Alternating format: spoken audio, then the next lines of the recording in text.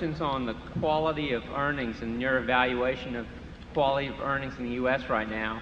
And the second is, what multiples should be put on asset gains, such as sale of bottling assets or reversal of merger reserves? Taking the second question, for example, at Coca-Cola, where the bottling transactions are incidental to a long-term strategy which, in my view, has been enormously successful to date and which has more successes ahead of it. But in the process of rearranging and consolidating the bottling system and expanding to relatively undeveloped markets, there have been and there will be a lot of bottling transactions. And some produce large gains, some produce small gains. I ignore those in my evaluation of Coke.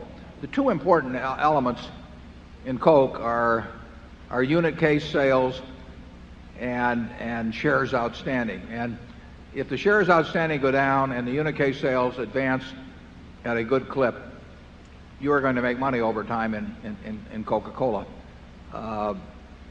There have been transactions where people have purchased rights to various drinks. Coca-Cola's purchased some of those around the world. And when you see what is paid for 1 million or 100 million unit cases of business, and then you think to yourself that maybe Coke will add a 1.5 billion cases a year, that's a real gain in value. It's a dramatic gain in value, and that is what counts in terms of the Coca-Cola Company.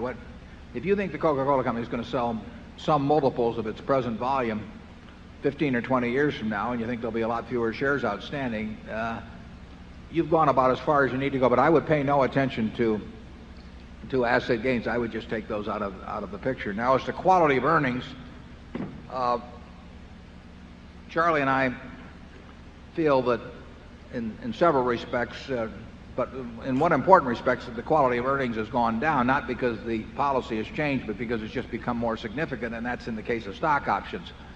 There are certain companies that we've evaluated for possible purchase where in our calculation of earnings, the earnings are maybe 10% less per year, per share, than reported.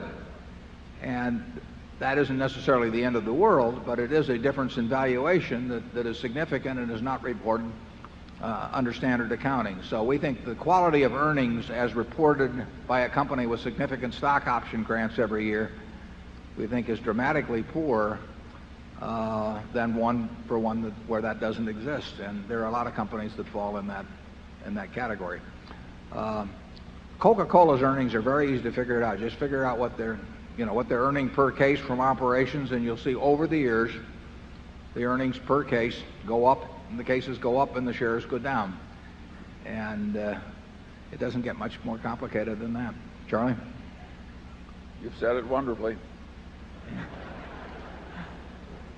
I just wish we had more like that. Yeah. GEICO, the key, the same way as policies in force and underwriting experience per policy.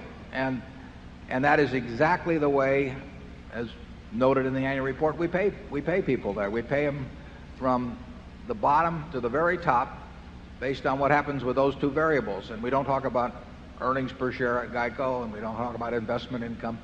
We don't get off the track, because there are two things that are going to determine what kind of business that GEICO is over a long period of time. And policies at GEICO are unit cases at Coca-Cola.